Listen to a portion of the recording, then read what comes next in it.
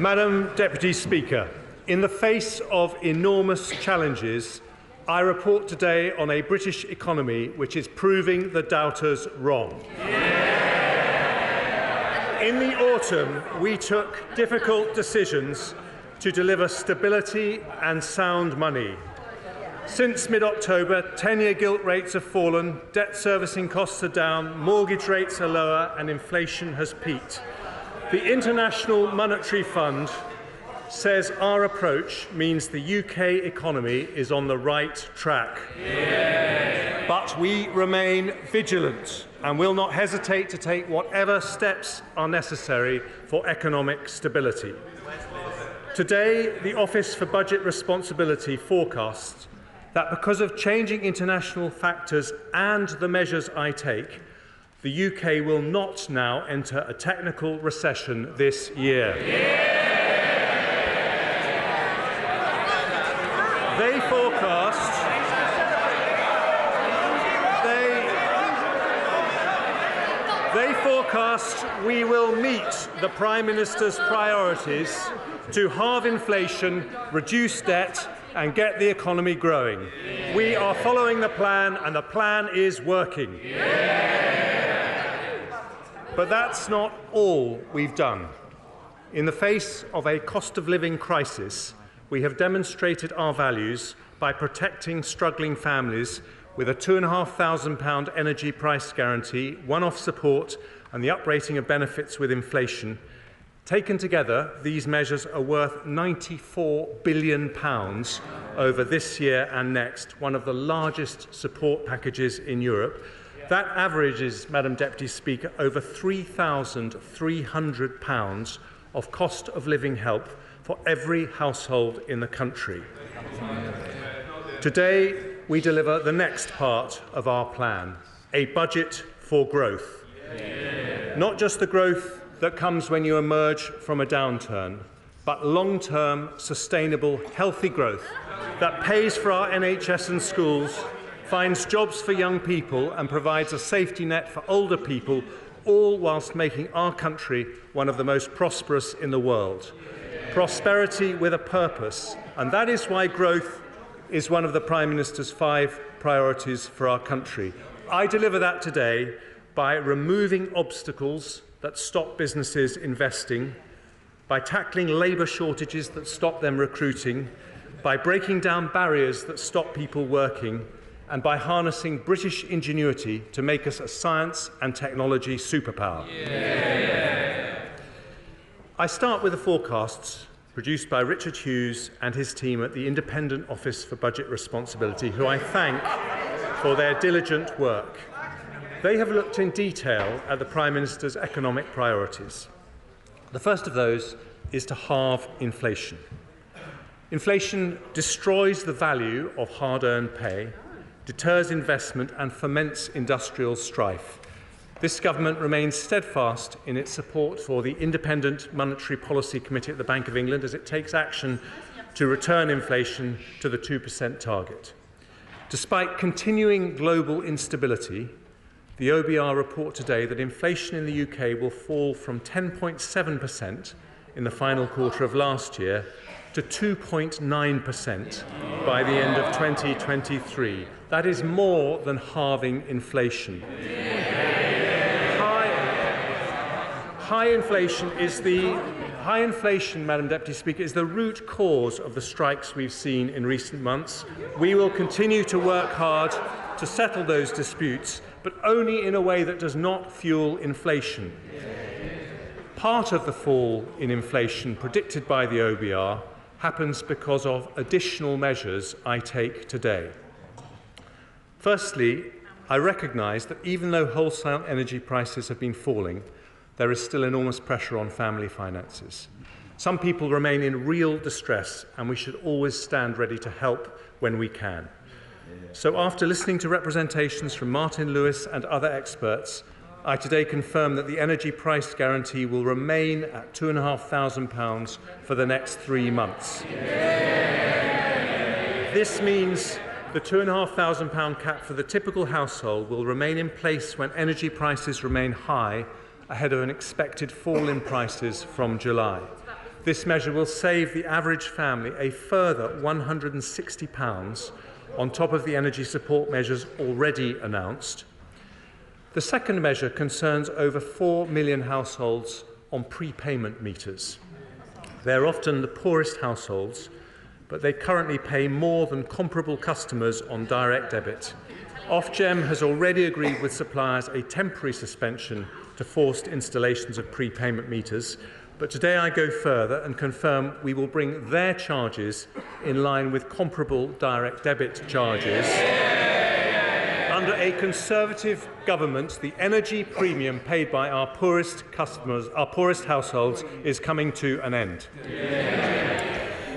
Next, I have listened to representations from the honourable members for East Devon, North Cornwall, Colne Valley and Central Suffolk and North Ipswich about the risk to community facilities, especially swimming pools, caused by high costs. When times are tough, such facilities matter even more. So today I am providing a £63 million fund. Order! We want to hear what the Chancellor of the Exchequer is actually saying. Enough. Chancellor. Today I am providing a £63 million fund to keep our public leisure centres and pools afloat. I have also heard from my right honourable friend, the Charities Minister, and his Secretary of State about the brilliant work third sector organisations are doing to help people struggling in tough times. They can often reach people in need that central or local government cannot. So I will give his department £100 million to support thousands of local charities and community organisations do their fantastic work. I also note the personal courage of one of my predecessors, my right honourable friend from Bromsgrove, in talking about the tragedy of suicide and the importance of preventing it.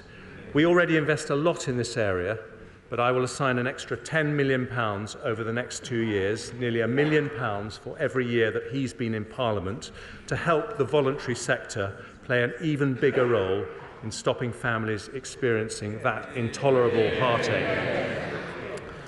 My penultimate cost of living measure concerns one of our other most treasured community institutions, the Great British Pub. In December, I extended the alcohol duty freeze until the 1st of August, after which duties will go up in line with inflation in the usual way. But today I will do something that was not possible when we were in the EU and significantly increase the generosity of draft relief so that from the 1st of August the duty on draft products in pubs will be up to 11 pence lower than the duty in supermarkets. It's a differential a Conservative government will maintain as part of a new Brexit pubs guarantee. Madam Deputy Speaker, British ale is warm, but the duty on a pint is frozen. And even better, thanks to the Windsor framework negotiated by my right honourable friend, the Prime Minister, that change will now apply to every pub in Northern Ireland.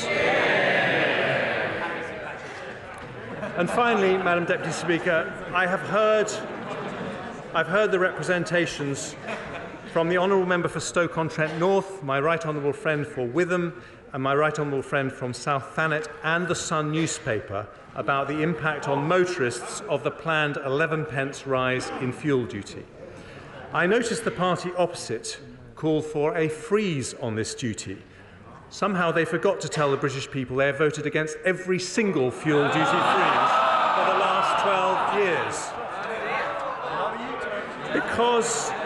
Because inflation remains high, I have decided now is not the right time to uprate fuel duty with inflation or increase the duty. So here's what I'm going to do. For a further 12 months, I'm going to maintain the 5p cut and I'm going to freeze fuel duty too. That saves the average driver £100 next year and around £200 since the 5p cut was introduced. Yeah!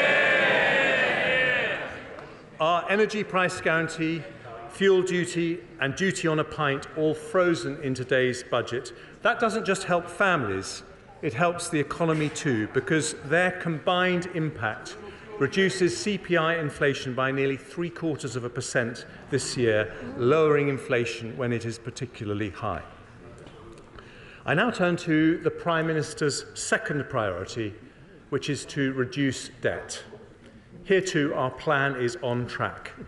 Underlying debt is forecast to be 92.4% of GDP next year, then 97.3%, 94.6%, 94.8%, before falling to 94.6% in 27-28. We are meeting the debt priority, and with a buffer of £6.5 billion, it means we are meeting our fiscal rule to have debt falling as a percentage of GDP by the fifth year of the forecast. As a proportion of GDP, our debt remains lower than the USA, Canada, France, Italy and Japan. And because of the decisions I take today and the improved outlook for public finances, underlying debt in 5 years' time is now forecast to be nearly 3 percentage points of GDP lower than it was in the autumn. That means more money for our public services and a lower burden for future generations, deeply held conservative values which we put into practice today. At the autumn statement, I also announced that public sector net borrowing must be below 3% of GDP over the same period. The OBR confirmed today that we're meeting that rule with a buffer of £39.2 billion. In fact, our deficit falls in every single year of the forecast, with borrowing falling from 5.1% of GDP in 23-24 to 3.2% to 2.8% to 2.2% and 1.7% in 27-28. Even better, in the final 2 years of the forecast, our current budget is in surplus, meaning we only borrow for investment and not for day-to-day spending. Day-to-day departmental spending will grow at 1% a year on average in real terms after 24-25 until the end of the forecast period. Capital plans are maintained at the same level set at the autumn statement. We will uprate tobacco duty and we will freeze the gross gaming duty yield bands. We're also maintaining the starting rate for savings and ISA subscription limits, and we'll bring forward a range of measures to tackle promoters of tax avoidance schemes. Madam Deputy Speaker, taken together, today's measures lead to a slightly lower overall tax burden for the rest of the Parliament compared to the OBR's autumn forecast. Other parties run out of money, but a Conservative government is reducing borrowing and improving our public finances.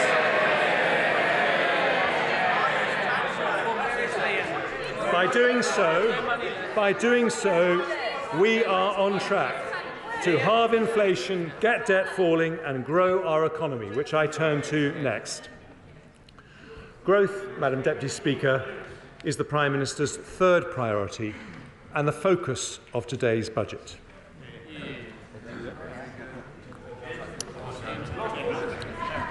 "13 years ago, we inherited an economy that had crashed. But since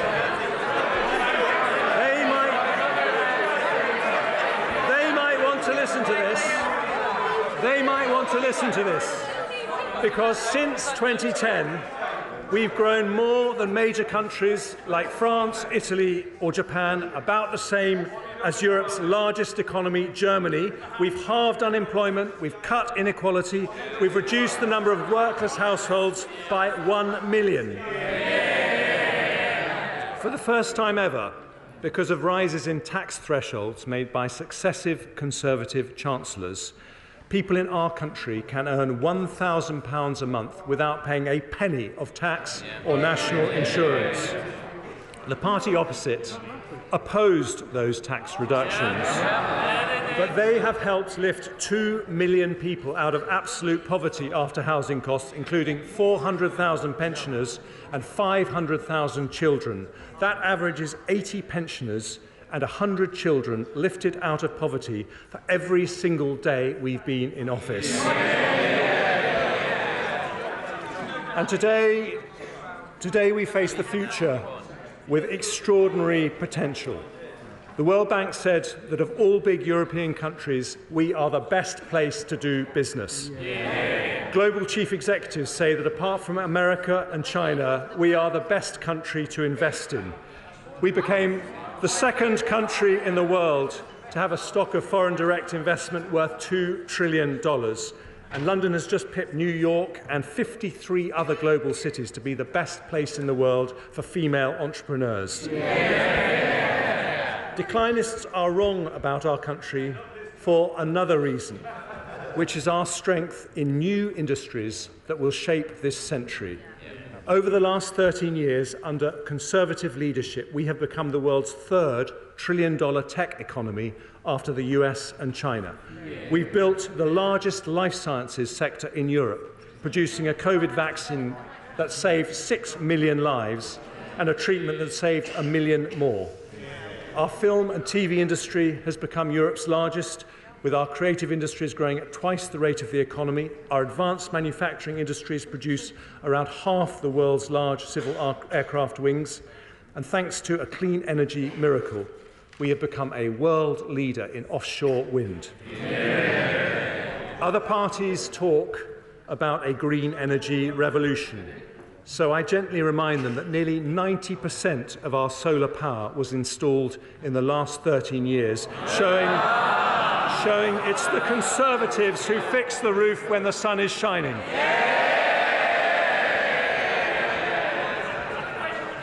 Now, let's turn to what the OBR say about our growth prospects. In November, they expected that the UK economy would enter recession in 2022 and contract by 1.4% in 23. That left many families feeling concerned about the future. But today, the OBR forecast we will not enter a recession at all this year, with a contraction of just 0.2%. And after this year, the UK economy will grow in every single year of the forecast period by 1.8% in 24, 2.5%, 2.1%, and 1.9% in 27. They also expect the unemployment rate to rise by less than 1 percentage point to 4.4%, with 170,000 fewer people out of work compared to their autumn forecast. Madam Deputy Speaker, that return to growth has direct consequences for our role on the global stage. I am proud that we are giving the brave people of Ukraine more military support than anyone else in Europe. On Monday, we were able to go even further, with my right honourable friend announcing a £5 billion package of funding for the Ministry of Defence, an additional £2 billion next year and £3 billion the year after. Today, following representations from our persuasive Defence Secretary, I confirm that we will add a total of £11 billion to our defence budget over the next 5 years, and it will be nearly 2.25% of GDP by 2025. We were the first large European country to commit to 2% of GDP for defence, and we will now raise that to 2.5% as soon as fiscal and economic circumstances allow. And following representations from the equally persuasive Minister for Veterans Affairs, I am today also increasing support for our brave ex-servicemen and women. We will provide a package worth over £30 million to increase the capacity of the Office for Veterans Affairs, support veterans with injuries returning from their service, and increase the availability of veteran housing. But to be Europe's biggest defender of democracy, we must build Europe's most dynamic economy. That means tackling our long-standing productivity issues, including two in particular which I address today: lower business investment and higher economic inactivity than other countries. Too often, companies struggle to recruit, and even when they do, output per employee is lower. So today I set out the 4 pillars of our industrial strategy to address these issues. Colleagues will know from my Bloomberg speech, they all conveniently start with the letter E: enterprise, employment, education, and everywhere. I start, Madam Deputy Speaker, with everywhere. Our measures, well, they may not want to level up growth across the United Kingdom, but we do. This government was elected on a mandate to level up. We have already allocated nearly £4 billion in over 200 projects across the country through the first two rounds of the Levelling Up Fund. A third round will follow. Since we started focusing on levelling up, 70% of the growth in salaried jobs has come from outside London and the South East. And today we take further steps. Canary Wharf and the Liverpool Docks were two outstanding regeneration projects that happened under a previous Conservative government. I pay tribute to Lord Heseltine for making them happen because they transformed the lives of thousands of people. They showed what's possible when entrepreneurs, government and local communities come together. So today I announce that we will deliver 12 new investment zones, 12 potential Canary Wharfs. In England, we've identified the following areas as having the potential to host one: West Midlands, Greater Manchester, the North East, South Yorkshire, West Yorkshire, East Midlands, Teesside and once again Liverpool. There will also be at least one in each of Scotland, Wales and Northern Ireland. To be chosen, each area must identify a location where they can offer a bold and imaginative partnership between local government and a university or research institute in a way that catalyses new innovation clusters. If the application is successful, they'll have access to £80 million of support for a range of interventions including skills, infrastructure, tax reliefs and business rates retention.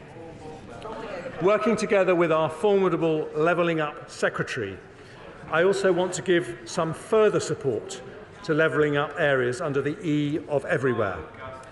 First, I will invest over £200 million in high-quality local regeneration projects across England, including the regeneration of Tipton Town Centre and the Marsden New Mills redevelopment scheme. I'm also announcing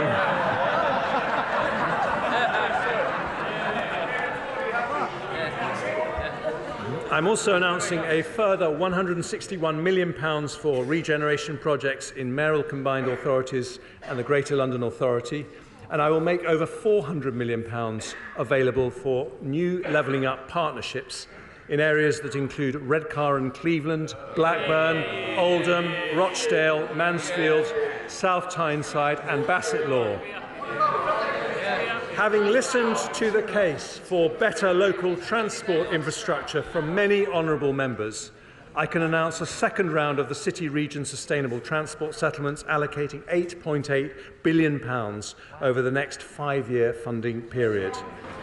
And following a wet, then cold winter, I have also received particularly strong representations from my honourable friends from North Devon, South West Devon and Newton Abbot, as well as Councillor Peter Martin from my own constituency, about the curse of potholes. The spending review allocated £500 million every year to the Potholes Fund, but today I have decided to increase that fund by a further £200 million next year to help local communities tackle this problem. For Scotland, Wales and Northern Ireland, this budget delivers not only a new investment zone, but an additional £320 million for the Scottish Government, £180 million for the Welsh Government, and £130 million for the Northern Ireland Executive as a result of Barnett's consequentials. On top of which in Scotland I can announce up to £8.6 million of targeted funding for the Edinburgh Festivals, as well as £1.5 million funding to repair the Clodagh Bridge. I will provide £20 million of funding for the Welsh Government to restore the Holyhead breakwater, and in Northern Ireland I'm allocating up to £3 million to extend the Tackling Paramilitarism programme and up to £40 million to extend further and higher education participation. But, Madam Deputy Speaker, for levelling up to truly succeed, we need to unleash the civic entrepreneurship that's only possible when elected local leaders are able to fund and deliver solutions to their own challenges. That means giving them responsibility for local economic growth and the benefit from the upside when it happens. So this government will consult on transferring responsibilities for local economic development from local enterprise partnerships to local authorities from April 24. I will also boost mayors' financial autonomy by agreeing multi-year single settlements for the West Midlands and Greater Combined Manchester Authority in the next spending review, something I intend to roll out for all mayoral areas over time. I've also agreed a new long-term commitment so that they can retain 100% of their business rates, something I also hope to expand to other areas. Investment zones, regeneration projects, levelling up partnerships, local transport infrastructure and business rates retention, more control for local communities over their economic destiny, so we will level up wealth and opportunity everywhere. Yeah. Today's priority is the Prime Minister's promise to grow the economy. We've talked about making that growth happen everywhere, so I now move on to my second E, enterprise. We need to be, well, this has never been something of interest to the Labour Party, but for Conservatives, we won't rest until we are Europe's most dynamic enterprise economy. And under a Conservative government, that is exactly what's been happening. Since 2010, we have 1 million more businesses in the UK, a bigger increase than Germany, France or Italy.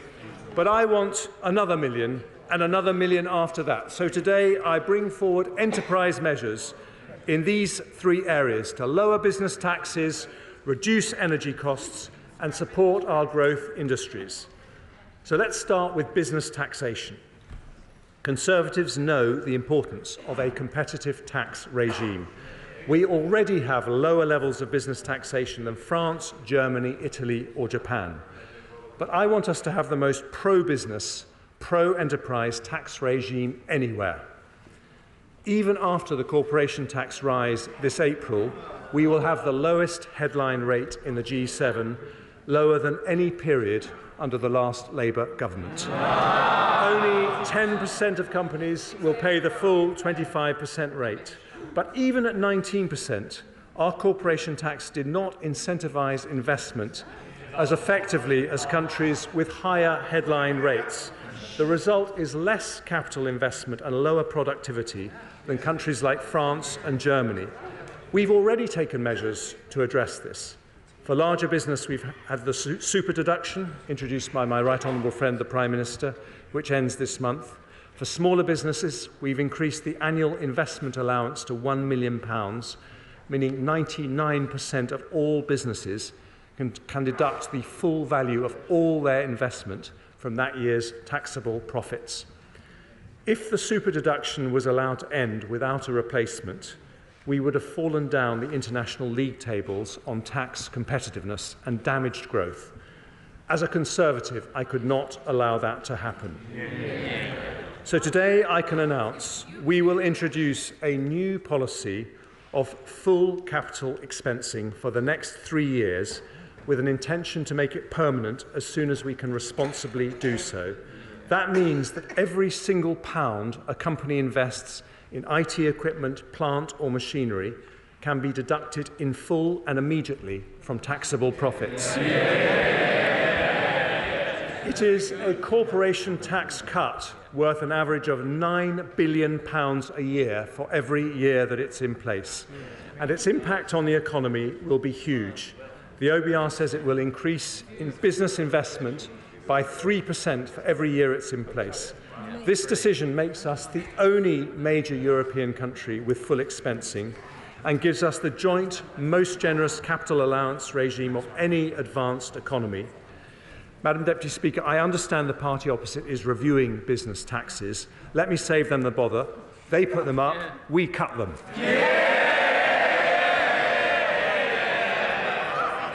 I also want to make our taxes more competitive in our life science and creative industries sectors. In the autumn, I said I'd return with a more robust R&D tax credit scheme for smaller research-intensive companies. So today, I'm introducing an enhanced credit which means that if a qualifying small or medium-sized business spends 40% or more of their total expenditure on R&D, they'll be able to claim a credit worth £27 for every £100 they spend.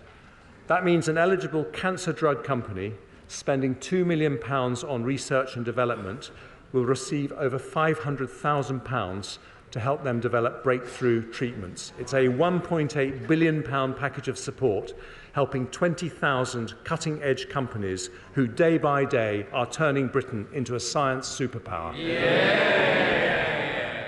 And this government's audio-visual tax reliefs have helped make our film and TV industry the biggest in Europe.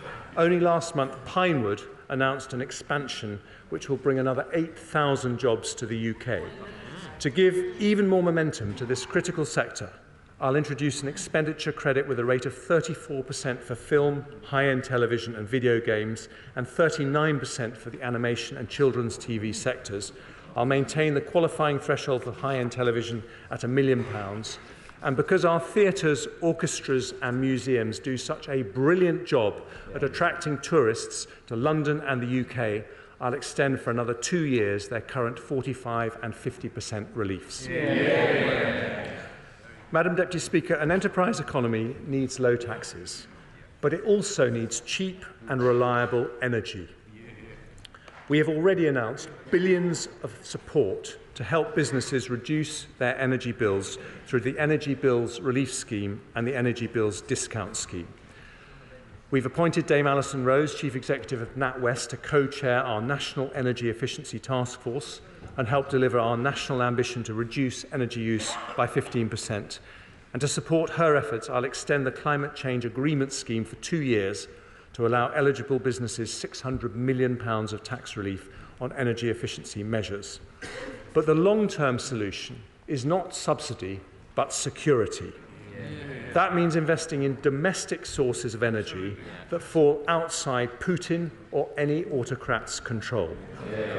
We are world leaders in renewable energy, so today I want to develop another plank of our green economy, carbon capture, usage and storage. I'm allocating up to £20 billion of support for the early development of CCUS, starting with projects from our East Coast to Merseyside to North Wales, paving the way for CCUS everywhere across the UK as we approach 2050.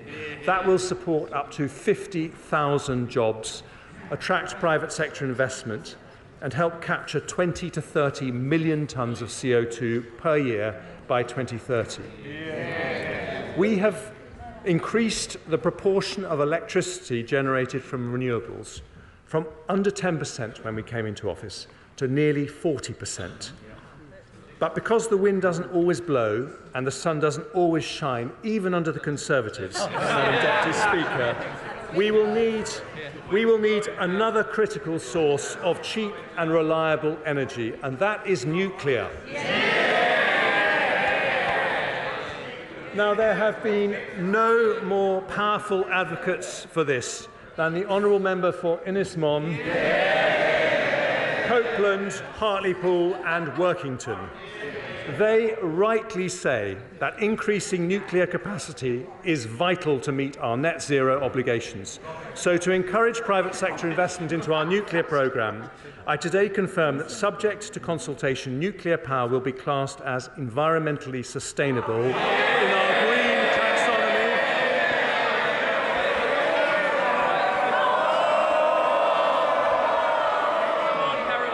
That will give it access to the same investment incentives as renewable energy. And alongside that will come more public investment. In the autumn statement, I announced the first state-financed investment in nuclear for a generation, a £700 million investment in Sizewell C. Today, I can announce 2 further commitments to deliver our nuclear ambitions. Firstly, following representations from our energetic Energy Security Secretary, I am announcing the launch of Great British Nuclear, which will bring down costs and provide opportunities across the nuclear supply chain to help provide 1/4 of our electricity by 2050. And secondly, it's so good to hear Labour in favour of nuclear energy.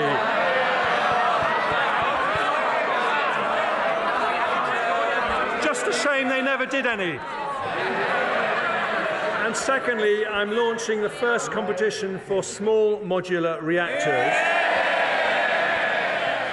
It will be completed by the end of this year, and if demonstrated as viable, we will co-fund this exciting new technology. Finally, under the E of enterprise, Madam Deputy Speaker, I come to our innovation economy, a central area of national competitive advantage for the United Kingdom. Over the weekend, I worked night and day with the Prime Minister and the Governor of Bank of England to protect the deposits of thousands of our most cutting-edge companies. We successfully secured the sale of the UK arm of Silicon Valley Bank to HSBC, so the future of those companies is now safe in the hands of Europe's biggest and one of its most creditworthy banks. But those events show that we need to build a larger, more diverse financing system where the benefits of investment in high-growth firms are available to more investors. So I will return in the autumn statement with a plan to deliver that. It will include measures to unlock productive investment from defined contribution pension funds and other sources, make the London Stock Exchange a more attractive place to list, and complete our response to the challenges created by the US Inflation Reduction Act. However, when it comes to our innovation industries, there are two areas I want to make progress on today. Nigel Lawson made the City of London one of the world's top financial centres by competitive deregulation. With our Brexit autonomy, we can do the same for our high-growth sectors. So today I want to reform the regulations around medicines and medical technologies. We are lucky with the MHRA to have one of the most respected drugs regulators in the world, indeed the very first anywhere to license a COVID vaccine. From 2024, they will move to a different model, which will allow rapid, often near automatic sign-off for medicines and technologies already approved by trusted regulators in other parts of the world, such as the United States, Europe and Japan. At the same time, they will set up a swift new approval process for the most cutting-edge medicines and devices to ensure the UK becomes a global centre for their development. And with an extra £10 million of funding over the next 2 years, they will put in place the quickest, simplest regulatory approval in the world for companies seeking rapid market access. We are proud of the life science sector, which received more inward investment than any in Europe last year.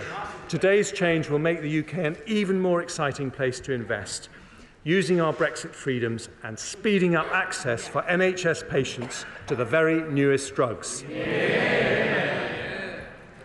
Today, with our talented Science, Innovation and Technology Secretary, I also take measures to strengthen our position in artificial intelligence, where the UK hosts 1/3 of all European companies. I'm accepting all 9 of the digital technology recommendations made by Sir Patrick Vallance in the review I asked him to do in the autumn statement. That means I can report to the House that we will launch an AI sandbox to trial new, faster approaches to help innovators get cutting-edge products to market. We'll work at pace with the Intellectual Property Office to provide clarity on IP rules so that generative AI companies can access the material they need. And we'll ask Sir Patrick's successor, Dame Angela McLean, to report before the summer on options around the growth duty for regulators. Because AI needs computing horsepower, I today commit around £900 million of funding to implement the recommendations of the Independent Future of Compute review for an exascale computer. The power needed by AI's complex algorithms can also be provided by quantum computing. So today we'll publish a quantum strategy which will set out our vision to be a world-leading quantum-enabled economy by 2033 with a research and innovation programme totalling £2.5 billion. I also want to encourage the best AI research to happen in the UK, so we'll award a prize of £1 million every year for the next 10 years to the person or team that does the most groundbreaking British AI research. The world's first stored program computer was built at the University of Manchester in 1948 and was known as the Manchester Baby. 75 years on, the baby has grown up, so I will call this new National AI Award the Manchester Prize in its honour. Yes. Madam Deputy Speaker, we want the UK to be the best place in Europe for companies to locate, invest and grow. So today's enterprise measures strengthen our technology and life science sectors, invest in energy security, and for 3 years, but I hope permanently, cut corporation tax by £9 billion a year to give us the best investment incentives of any advanced economy. Yeah. An enterprise economy can only grow if it can hire the people it needs, which brings me to my third pillar after everywhere and enterprise. I said it was a growth budget, Madam Deputy Speaker, and we are talking about the E of employment. I'm going to talk about a difficult topic for the party opposite now, because Brexit was a decision by the British people to change our economic model. In that historic vote, our country decided to move from a model based on unlimited low-skill migration to one based on high wages and high skills. Today, we show how we will deliver that with a major set of reforms. The OBR say it is the biggest positive supply-side intervention they have ever recognised in their forecast. We have around 1 million vacancies in the economy. But excluding students, there are over 7 million adults of working age who are not in work. That's a potential pool of 7 people for every vacancy. Conservatives believe work is a virtue. We agree with the road haulage king Eddie Stobart, who said the only place success comes before work is the dictionary. So today I bring forward reforms to remove the barriers that stop people who want to from working. And I start with over 2 million people who are inactive due to a disability or long-term sickness. Thanks to the reforms courageously introduced by the Right Honourable Member for Chingford and Woodford Green, the number of disabled people in work has risen by 2 million since 2013. But even after that, we could fill half the vacancies in the economy with people who say they would like to work despite being inactive due to sickness or disability, with Zoom, Teams and new working models that make it easier to work from home. This is possible now more than ever. So for that reason, the ever-diligent Work and Pensions Secretary today takes the next step in his groundbreaking work on tackling economic inactivity. I thank him for that, and today we publish a white paper on disability benefits reform. It is the biggest change to our welfare system in a decade. His plans will abolish the work capability assessment in Great Britain and separate benefit entitlement from an individual's ability to work. As a result, disabled benefit claimants will always be able to seek work without fear of losing financial support. Today, I'm going further by announcing that in England and Wales, after listening to representations from the Centre for Social Justice and others, we will fund a new programme called Universal Support. This is a new voluntary employment scheme for disabled people, where the government will spend up to £4,000 a person to help them find appropriate jobs and put in place the support they need. It will fund 50,000 places every single year. We also want to help those who are forced to leave work because of a health condition such as a back pain or a mental health issue. We should give them support before they end up leaving their job. So working with our Health Secretary, I'm announcing a £400 million plan to increase the availability of mental health and musculoskeletal resources and expand the individual placement and support scheme. And because occupational health provided by employers has a key role to play, I'll also bring forward 2 new consultations on how to improve its availability and double the funding for the small company subsidy pilot. There's another group that deserve particular attention, which is children in care. They too should be given all possible help to make a normal working life possible when they reach adulthood. Often they depend on foster families who do a brilliant job. So today I'm nearly doubling the qualifying care relief threshold to £18,140, which will give a tax cut to a qualifying carer worth an average of £450 a year.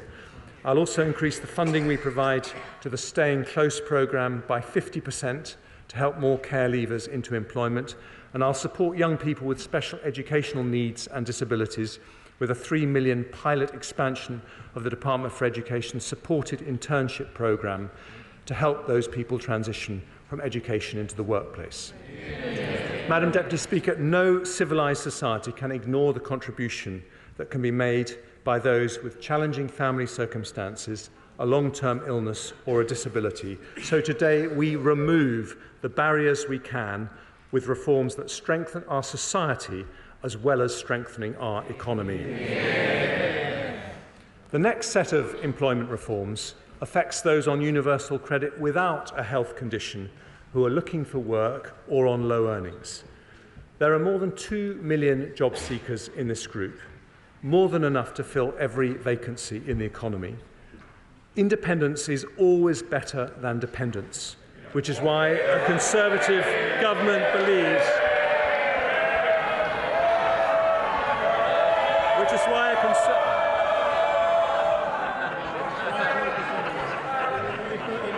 with some exceptions, Madam Deputy Speaker, independence is always better than dependence, which is why a Conservative government believes those who can work should. So sanctions will be applied more rigorously to those who fail to meet strict work search requirements or choose not to take up a reasonable job offer. And for those working low hours, we will increase the administrative earnings threshold from the equivalent of 15 hours to 18 hours at national living wage for an individual claimant, meaning that anyone working below this level will receive more work coach support alongside a more intensive conditionality regime. The next group of workers I want to support are those aged over 50. My younger officials have termed these people older workers, although as a 56-year-old myself, I prefer the term experienced. Fully 3.5 million people of pre-retirement age over 50 are not part of the labour force, an increase of 320,000 since before the pandemic. We now have the 23rd highest inactivity rate for over 55s in the OECD. If we matched the rate of Sweden, we would add more than 1 million people to our national labour force. Madam Deputy Speaker, I say this not to flatter you, but older people are the most skilled and experienced people we have.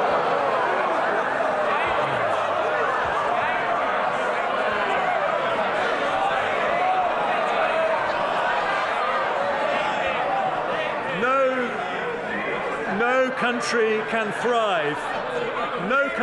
thrive if it turns its back on such a wealth of talent and ability.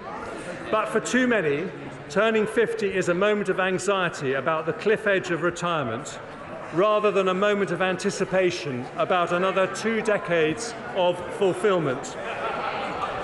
I know this, Madam Deputy Speaker, myself.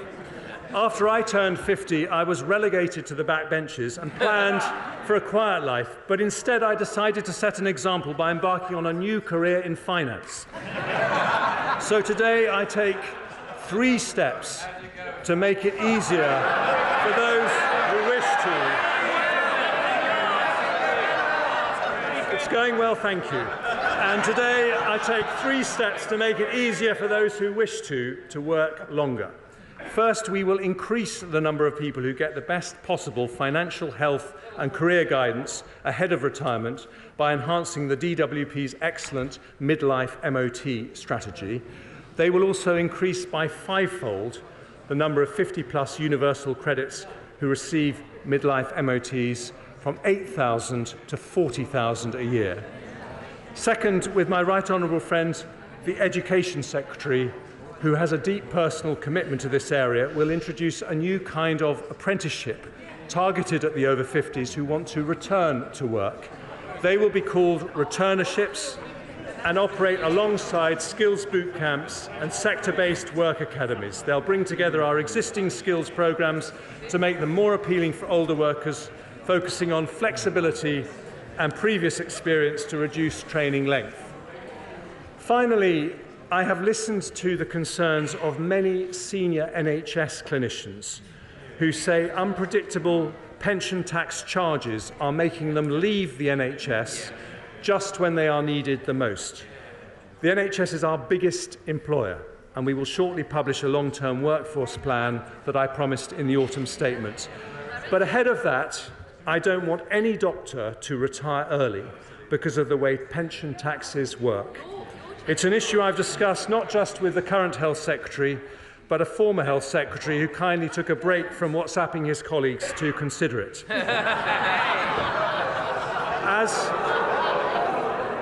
As Chancellor, I have realised the issue goes wider than doctors. No one should be pushed out of the workforce for tax reasons. So today I will increase the pension's annual tax-free allowance by 50%, from 40,000 to 60,000. Some have also asked me to increase the lifetime allowance from its £1 million limit. But I've decided not to do that. Instead, I will go further and abolish the lifetime allowance altogether. It is a pension tax reform that will stop over 80% of NHS doctors from receiving a tax charge, incentivise our most experienced and productive workers to stay in work for longer, and simplify our tax system, taking thousands of people out of the complexity. Order. Just because the Chancellor of the Exchequer is either unpopular or popular, we still have to keep the noise down because we still have to hear what he has to say. He has more to say. Chancellor of the Exchequer. Thank you, Madam Deputy Speaker. This is a comprehensive plan to remove the barriers to work facing those on benefits, those with health conditions and older workers. That is the E of the employment pillar of today's growth budget, which brings me to the final pillar of our growth plan. After employment, enterprise and everywhere, I turn to the E of education. Over more than a decade, this Conservative government has driven improvement in our education system. We've risen by nearly 10 places in the international league tables for English and maths since 2015 alone. In the autumn statement, I built on this programme with an extra £2.3 billion annual investment to our schools. We're reviewing our approach to skills with Sir Michael Barber. We set out our plans to transform lifelong learning with a new lifelong loan entitlement. And my right honourable friend, the Prime Minister, announced plans to make maths compulsory till 18. But today I want to address an issue in our education system that is bad for children and damaging for the economy. It's an issue that starts even before a child enters the gates of a school. Today I want to reform our childcare system. We have one of the most expensive systems in the world. Almost half of non-working mothers say they would prefer to work if they could arrange suitable childcare. For many women, a career break becomes a career end. Our female participation rate is higher than average for OECD economies, but we trail top performers like Denmark and the Netherlands.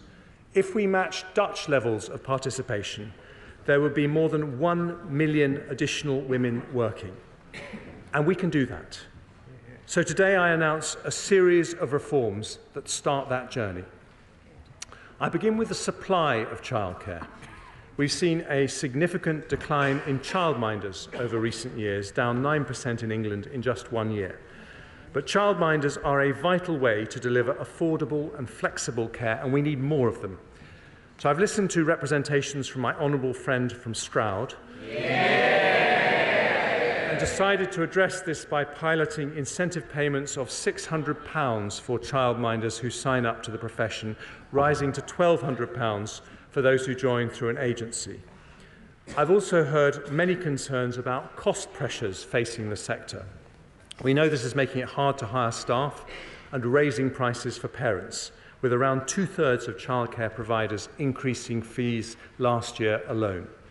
So we'll increase the funding paid to nurseries providing free childcare under the hours offer by £204 million from this September, rising to £288 million next year. That's an average of a 30% increase in the 2-year-old rate this year, just as the sector has requested. I will also offer providers more flexibility in how they operate in line with other parts of the UK. So alongside that additional funding, we will change minimum staff-to-child ratios from 1:4 to 1:5 for 2-year-olds in England, as happens in Scotland, although the new ratios will remain optional with no obligation on either childminders or parents to adopt them. I want to help the 700,000 parents on universal credit who, until the reforms I announced today, had limited requirements to look for work. Many remain out of work because they cannot afford the upfront payment necessary to access subsidised childcare. So for any parents who are moving into work or want to increase their hours, we will pay the childcare costs up front. And we will increase the maximum they can claim to £951 for one child and £1,630 for 2 children, an increase of almost 50%. I turn now to parents of school-age children who often face barriers to working because of the limited availability of wraparound care. 1/3 of primary schools do not offer childcare at both ends of the school day, even though for many people a job requires it to be available before and after school. To address this, we'll fund schools and local authorities to increase the supply of wraparound care so all school-age parents can drop their children off between 8 a.m. and 6 p.m. And our ambition is that all schools will start to offer a full wraparound offer, either on their own or in partnership with other schools, by September 2026. Madam Deputy Speaker, today's childcare reforms will increase the availability of childcare, reduce costs and increase the number of parents able to use it. Taken together with earlier Conservative reforms, they amount to the most significant improvements to childcare provision in a decade. But if we really want to remove the barriers to work, we need to go further for parents who have a child under 3. For them, childcare remains just too expensive. In 2010, there was barely any free childcare for under 5s. A Conservative-led government changed that with free childcare for 3- and 4-year-olds in England. It was a landmark reform, but not a complete one. I don't want any parent with a child under 5 to be prevented from working if they want to, because it's damaging to our economy and unfair mainly to women.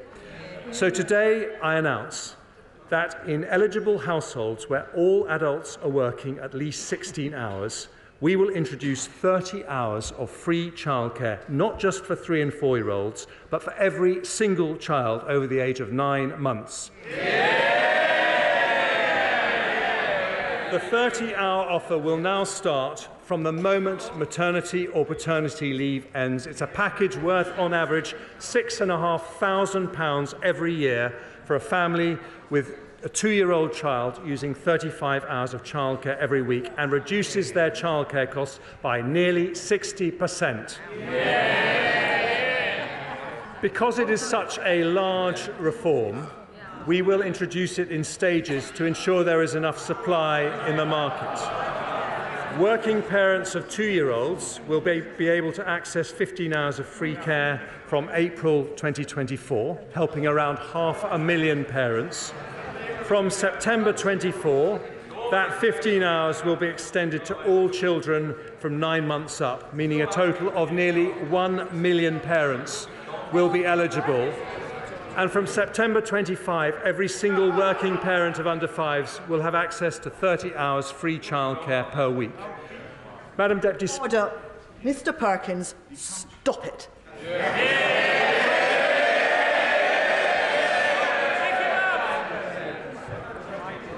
Madam Deputy Speaker, today we complete a landmark Conservative reform. We help the economy transform the lives of thousands of women and build a childcare system comparable to the best, a major early years reform for our education system, the E of education alongside the 3 other pillars of our growth plan: enterprise, employment and everywhere.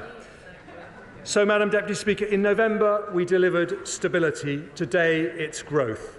We tackle the 2 biggest barriers that stop businesses growing: investment incentives and labour supply.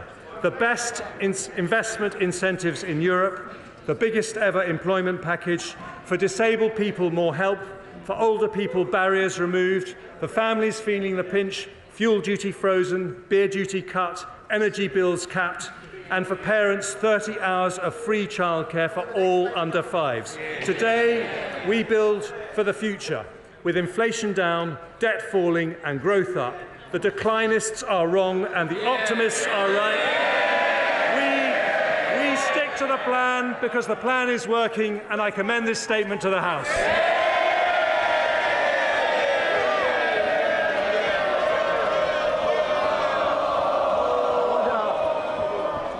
Order. I thank the Chancellor of the Exchequer for his budget statement, and I hope the House will settle down, please. Under Standing Order number 51, the first motion